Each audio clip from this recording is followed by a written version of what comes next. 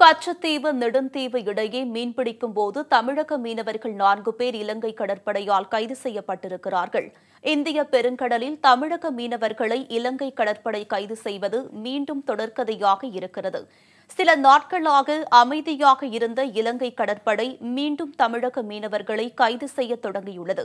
இன்று கச்சத்தீவு நெடுந்தீவு இடையே மீன்பிடிக்கும் போது தமிழக மீனவர்கள் 11 பேர் இலங்கை கடற்படையால் கைது செய்யப்பட்டிருக்கிறார்கள். தமிழக மீனவர்கள் எல்லை தாண்டி மீன்பிடித்ததாக கூறி அவர்களை கைது செய்திருக்கிறார்கள்.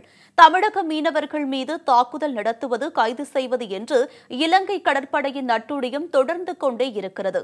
மீனவர்களின் வலைகள் மற்றும் படகுகளையும் கடற்படை அபகரித்துள்ளது. கைது செய்யப்பட்ட மீனவர்கள் அனைவரும் ராமநாதபுரம் மாவட்டத்தைச் சேர்ந்தவர்கள் என்பது குறிப்பிடத்தக்கது.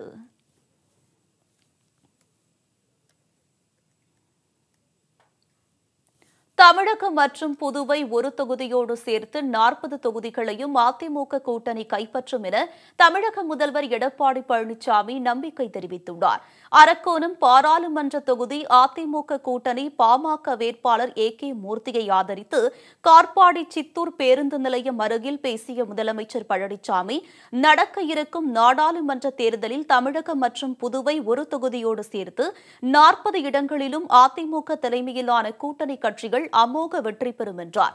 2014 தேர்தலில் திமுகவிற்கு மக்கள் 0 தான் கொடுத்தார்கள் என்று தெரிவித்தார்.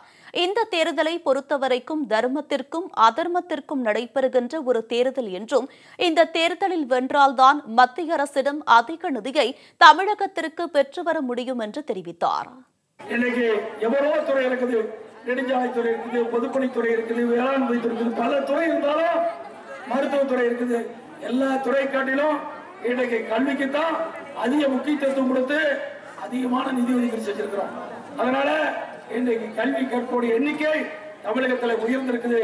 அதனால எதிர்காலத்தில் நம்முடைய தமிழகம் விஞ்ஞான உலகமாக மாறும். அப்படி வீணாக கலக்கின்ற நீரை அங்கங்கே தடுப்பு அணை கட்டப்பட்டு பருவகாலையில் பெய்கின்ற மழைநீர் முழுவதும் சேமித்து வைப்பதற்கு 1000 கோடி ரூபாய் 3 ஆண்டு கால திட்டம் தீட்டப்பட்டு இன்றைக்கு அந்த பணியை துவக்கப்பட்டிருக்கிறது. வெற்றி பெற செய்ய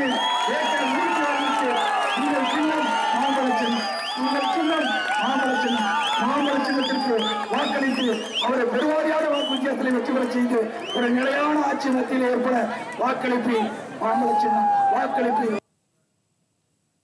முன்னதாக வேலூர் மக்களவை தொகுதியில் போட்டியிடும் புதிய நீதி கட்சித் தலைவர் AC சண்முகத்தை ஆதரித்து பல்வேறு இடங்களில் முதலமைச்சர் பிரச்சாரம் மேற்கொண்டார். அப்போது திமுகவையும் அதன் தலைவர் MK ஸ்டாலினையும் கடுமையாக சாடி வாக்கு சேகரித்தார். எதிர்க்கட்சியாக இருக்கும்போதே திமுகவினர் ரவுடிசத்தில் ஈடுபட்டு வருவதை சுட்டிக்காட்டிய பழனிசாமி, இவர்கள் ஆளும் கட்சியாக வந்தால் தமிழகத்தின் நிலை என்ன ஆகும் என்று அச்சம் தெரிவித்தார். அதனால் மக்கள் சிந்தித்து வாக்களிக்க வேண்டும் என்று முதலமைச்சர் கேட்டுக் கொண்டார். மேலும் மத்தியில் நிலையான ஆட்சி அமைய மோடி மீண்டும் பிரதமராக வர வேண்டும் என்று முதலமைச்சர் கூறினார். சட்டம் ஒழுங்கு விவகாரத்தில் தமிழகம் முதலிடத்தில் வகிப்பதாகவும் பெருமிதம் தெரிவித்தார்.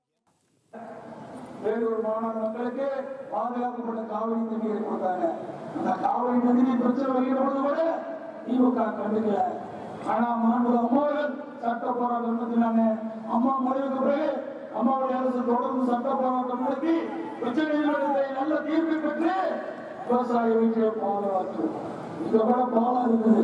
இந்த பாலத்துல இங்க 16 வருஷம் தொழில்துறை அமைச்சராக ஏதாவது ஒரு தரப்பையாளர் என்ன பாருங்க.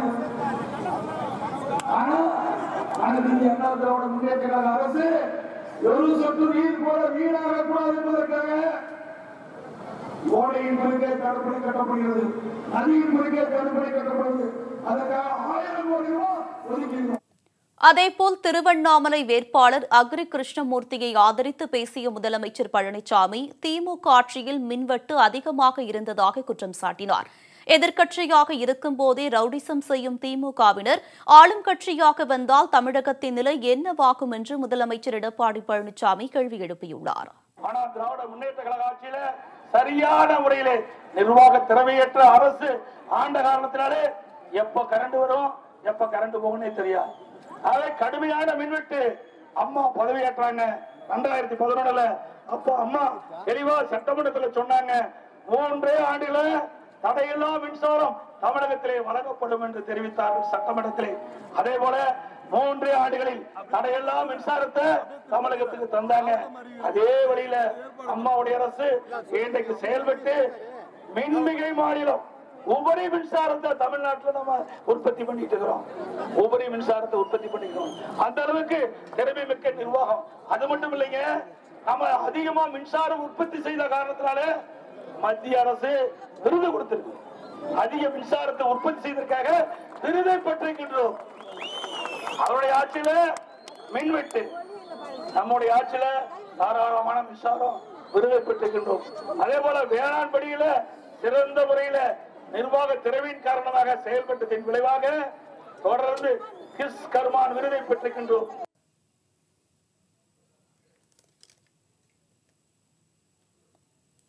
பிரதமரின் விவசாயிகள் வருவாய் உறுதி திட்டத்தின் கீழ் பதிவு செய்த சிறு குறு விவசாயிகளுக்கு 2ஆம் தவணை தொகையான 2000 ரூபாய் அடுத்த மாதம் முதல் அவர்கள் வங்கிக் கணக்கில் செலுத்தப்படும் என்று மத்திய அரசு தெரிவித்துள்ளது. பிரதமரின் விவசாயிகள் வருவாய் உறுதி திட்டத்தின் கீழ் 2 ஹெக்டருக்கு குறைவாக நிலம் வைத்திருக்கும் சிறு குறு விவசாயிகளுக்கு ஆண்டுக்கு 6000 ரூபாய் நிதியுதவி வழங்கப்படும் என்று அறிவிக்கப்பட்டது. இந்த உதவித்தொகை 3 தவணைகளாக விவசாயிகளின் வங்கிக் கணக்குகளில் நேரடியாக செலுத்தப்படும். இதன் மூலம் 12 கோடி விவசாயிகள் பயனடைவர் என்றும் இத்திட்டத்திற்கு 75,000 கோடி ரூபாய் நிதி ஒதுக்கப்பட்டிருப்பதாகவும் மத்திய பட்ஜெட்டில் தெரிவிக்கப்பட்டிருந்தது. மக்களவை தேர்தல் தேதிகளை தேர்தல் ஆணையம் அறிவித்ததை தொடர்ந்து தேர்தல் நடத்தை விதிகள் அமலுக்கு வந்துள்ளது. இந்நிலையில் இந்த திட்டத்தின் கீழ் பதிவு செய்துள்ள 4.74 கோடி விவசாயிகளில் 2.74 கோடி பேருக்கு முதல்கட்ட தவணை வங்கிக் கணக்கில் செலுத்தப்பட்டுள்ளது.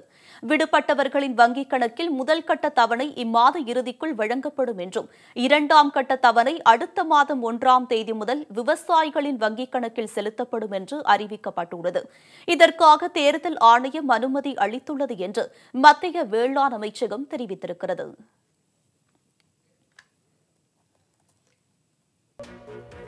கள்ளக்குறிச்சி நாடாளுமன்ற தேமுதிக வேட்பாளர் எல். கே. சுதீஷ் தனது தொகுதிக்குட்பட்ட பல்வேறு பகுதிகளில் தீவிர வாக்கு சேகரிப்பில் ஈடுபட்டு வருகிறார்.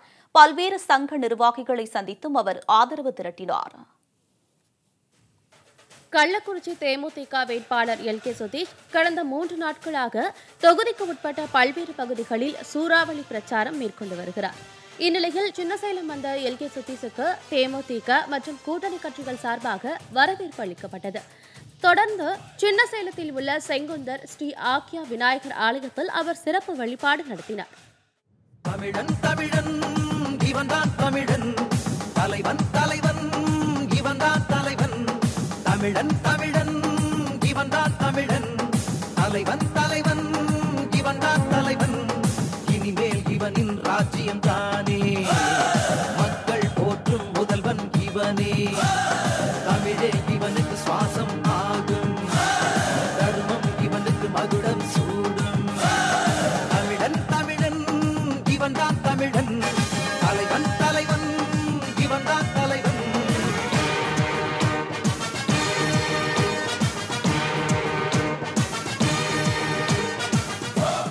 இதையடுத்து துளுவ வேளாளர் நலசங்க கூட்டத்தில் எல். கே. சுதீஷ் கலந்து கொண்டு முரசு சின்னத்திற்கு ஆதரவு திரட்டினார். சின்னசேலம் வடுகர் தெருவில் வீடு வீடாக சென்று வாக்கு சேகரித்த எல். கே. சுதீஷ் அங்குள்ள ஸ்ரீ காமாட்சி அம்மன் கெங்காதரீஸ்வரர் ஆலயத்திலும் வழிபாடு செய்தார். சின்னசேலம் அகமுடையார் சங்க இளைஞரணி தலைவர் பூபதி இல்லத்திற்கு சென்று ஆதரவு கோரினார். தொடர்ந்து வாணியர் செட்டியார் சங்கம், சின்னசேலம் மீனவர் சங்கம், காந்திநகர் நல சங்கம், சின்னசேலம் செட்டியார் சங்கம், விஸ்வகர்மா சங்கம், அரிசி ஆலை உரிமையாளர்கள் சங்கம் மற்றும் சலவை தொழிலாளர்கள் சங்க நிர்வாகிகளை எல். கே. சுதீஷ் நேரில் சந்தித்து முரசு சின்னத்திற்கு வாக்களிக்க வேண்டும் என கேட்டுக் கொண்டார்.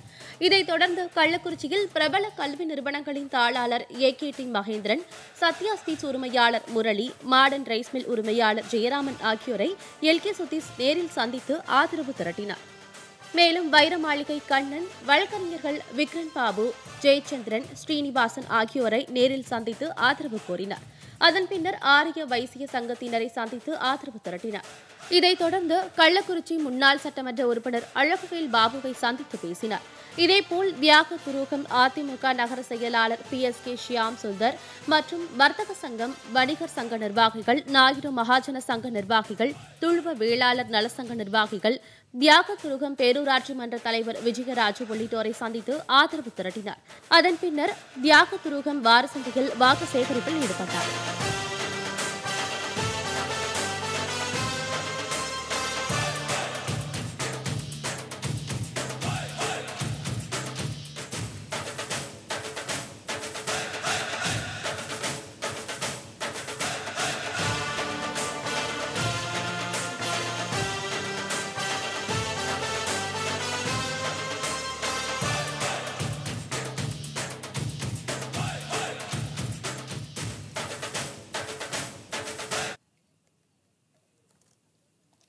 பத்து ஆண்டுகளில் ராகுல் காந்தியின் சொத்து மதிப்பு உயர்ந்தது எப்படி என்று பாரதிய ஜனதா கட்சி கேள்வி எழுப்பியுள்ளது.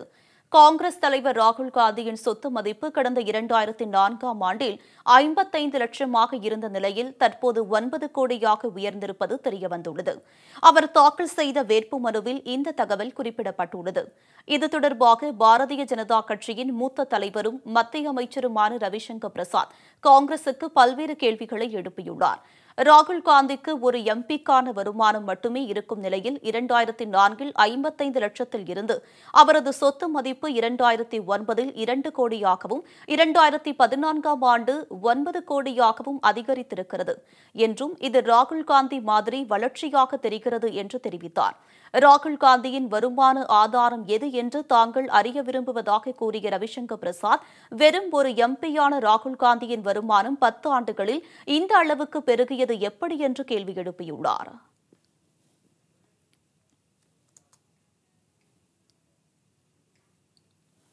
தேமுதிக கொள்கை பரப்பு செயலாளரும் வடசென்னை மக்களவை தொகுதி வேட்பாளருமான அழகாபுரம் மோகன்ராஜிடம் நமது செய்தியாளர் சதீஷ் நடத்திய பிரத்யேக நேர்காணலை தற்போது பார்க்கலாம்.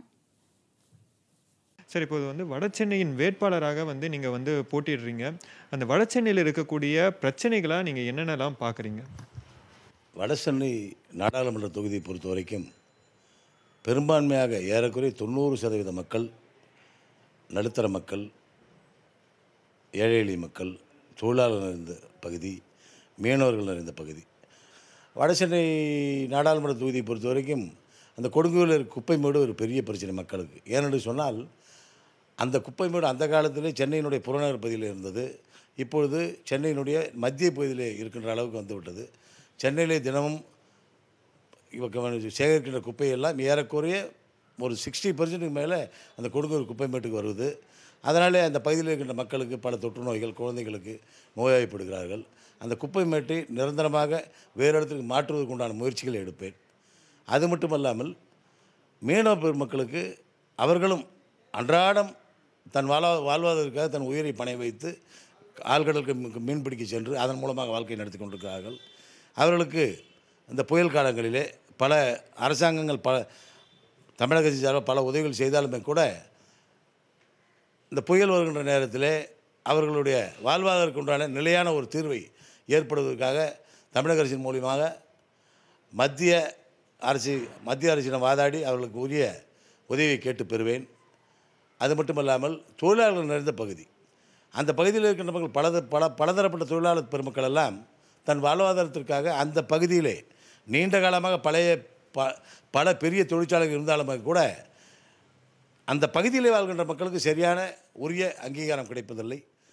அந்த பகுதி மக்களுக்கு முன்னுரிமை கொடுத்து இந்த ஏழை எளிய மக்களுடைய இளைஞர்களுக்கு, குறிப்பாக இளைஞர் பெருமக்களுக்கு, படித்த இளைஞர்களுக்கு அந்த பகுதியில் இருக்கிற தொழிற்சாலையில் வேலையை வாங்கி கொடுப்ப என்னால் நான் முயற்சி செய்வேன். நாடாளுமன்ற தொகுதிக்கு வேட்பாளராக நான் அறிவிக்கப்பட்ட பின்னாலே, வேட்புமனு செய்வதற்கு முன்னாலேயே கூட்டணி கட்சியில் இருக்கின்ற தலைவர்கள், நிர்வாகிகள் எல்லாம் சந்திக்க செல்லும் பொழுது மக்கள் எல்லாம் எங்களை பார்க்கும்போது ஒரு ஆவலாக பார்க்குறாங்க. இந்த கூட்டணி வெற்றி பெறணும், அதன் மூலமாக தங்களுக்கு வாழ்விலே ஒளியேற்ற வேண்டும் என்ற எண்ணத்தில் இருக்கின்றார்கள்.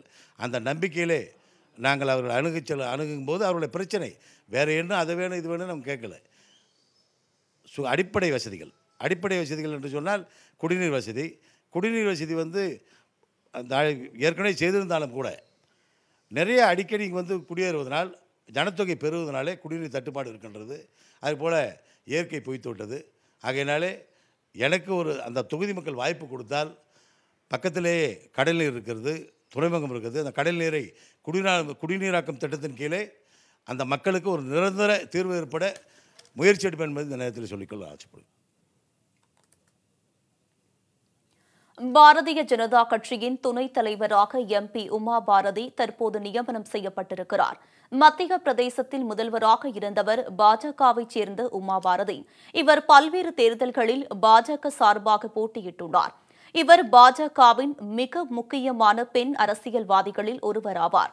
1984 முதல் முறையாக மக்களவைத் தேர்தலில் போட்டியிட்டார். இந்த நிலையில் வரும் மக்களவைத் தேர்தலில் போட்டியிடப் போவதில்லை என்று அறிவித்துள்ளார். தனிப்பட்ட காரணங்களால் தேர்தலில் போட்டியிடப் போவதில்லை என்று கூறியிருக்கிறார். கடந்த 2014 லோக்சபா தேர்தலில் உத்தரப்பிரதேசத்தின் ஜான்சி தொகுதியில் உமா பாரதி போட்டியிட்டு வெற்றி பெற்றார். இதனையடுத்து இவருக்கு குடிநீர் மற்றும் சுகாதாரத்துறை வழங்கப்பட்டது. மக்களவைத் தேர்தலில் போட்டியிட விரும்பாத உமா பாரதிக்கு பாஜகவில் புதிய பதவி வழங்கப்பட்டுள்ளது. பாஜகவின் துணைத் தலைவராக உமா பாரதி தற்போது நியமனம் செய்யப்பட்டிருக்கிறார். பாஜகவில் ஒரு நபருக்கு ஒரு பொறுப்பு பதவி மட்டுமே அளிக்கப்படும் என்பதால் தற்போது இவருக்கு துணைத் தலைவர் பதவி அளிக்கப்பட்டுள்ளது.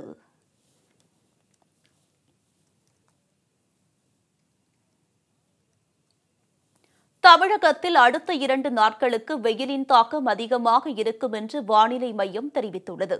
கோடைக்காலம் துவங்குவதற்கு முன்பாகவே சென்னையில் வெயில் சுட்டரிக்க தொடங்கியுள்ளது. இதனால் தண்ணீர் தட்டுப்பாடு ஏற்படக்கூடிய அபாயம் ஏற்பட்டுள்ளது. அக்னி நட்சத்திரம் என்று சொல்லப்படும் கத்திரி வெயில் இன்னும் ஆரம்பிக்க சில நாட்கள் இருக்கும் நிலையில் தலைநகர் சென்னையில் வெயிலின் தாக்கம் கடுமையாக உள்ளது. இதனால் மதிய நேரங்களில் முதியவர்கள் மற்றும் குழந்தைகள் மிகுந்த சிரமத்திற்கு உள்ளாகியுள்ளனர். இந்நிலையில் வேலூர், திருவண்ணாமலை, கிருஷ்ணகிரி, தருமபுரி, சேலம், நாமக்கல், திருச்சி, கரூர், திண்டுக்கல், மதுரை உள்ளிட்ட 10 மாவட்டங்களில் அடுத்த 2 நாட்களுக்கு இயல்பை விட 2 முதல் 3 டிகிரி செல்சியஸ் வெப்பம் அதிகரிக்கும் என்று வானிலை ஆய்வு மையம் அறிவித்துள்ளது. வரும் 25ஆம் தேதி வெப்பத்தின் தாக்கம் அதிகமாக இருக்கும் என்றும் தமிழகம் மற்றும் புதுச்சேரியில் அடுத்த 3 நாட்களுக்கு வறண்ட வானிலையே நிலவும் என்று தெரிவிக்கப்பட்டுள்ளது. கடந்த 1980ஆம் ஆண்டுக்கு பின்னர் கடந்த 2016ஆம் ஆண்டு முதல் வெப்பம் அதிகமாக காணப்படுகிறது என்று பாலச்சந்திரன் தெரிவித்துள்ளார்.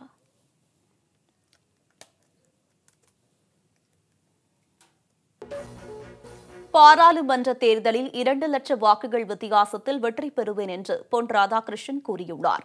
கன்னியாகுமரியில் செய்தியாளர்களிடம் பேசிய பாரதிய ஜனதா வேட்பாளர் பொன் ராதாகிருஷ்ணன், கன்னியாகுமரி மாவட்டத்திற்கு கடந்த 5 ஆண்டுகளாக யாரும் செய்யாத பல திட்டங்களை பாரதிய ஜனதா அரசு செய்திருக்கிறது என்றார். 50 ஆண்டுகளில் செய்ய வேண்டியதை தேசிய ஜனநாயக கூட்டணி அரசு 5 ஆண்டுகளில் செய்து முடித்திருக்கிறது என்றும் அந்த சாதனைகளை கூறி மக்களிடம் வாக்கு கேட்டு வருவதாகவும் தெரிவித்தார். கடந்த முறை தேர்தல் அறிக்கையில் கூறியபடி ஹெலிகாப்டர் தளம் அமைப்பதற்கான நடவடிக்கைகளை மத்திய அரசு எடுத்துள்ளதாகவும் பாரதிய ஜனதா தேர்தல் அறிக்கை விரைவில் வெளியிடப்படும் என்றும் பொன் ராதாகிருஷ்ணன் அப்போது தெரிவித்தார்.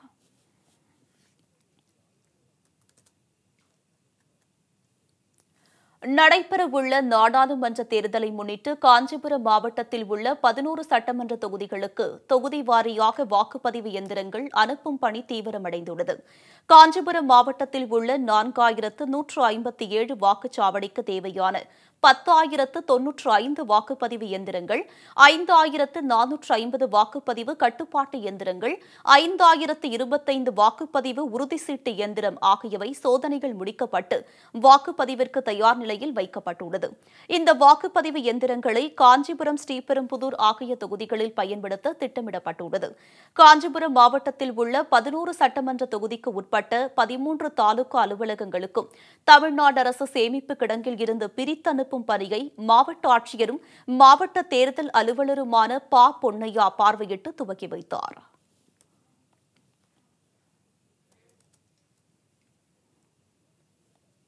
பல்வேறு செய்திகளை இனி சுருக்கமாக விரைவு செய்திகளாக காண்போம். 17 வருடங்களாக மத்தியில் அங்கம் வகித்த திமுக தமிழகத்திற்கு எதுவும் செய்யவில்லை என்று அமைச்சர் SP வேலுமணி குற்றம் சாட்டியுள்ளார். பொள்ளாச்சியில் நடைபெற்ற நாடாளுமன்ற தொகுதியில் அதிமுக சார்பில் போட்டியிடும் வேட்பாளர் மகேந்திரன் அறிமுக கூட்டத்தில் கலந்து கொண்ட அமைச்சர் SP வேலுமணி இவ்வாறு கூறினார்.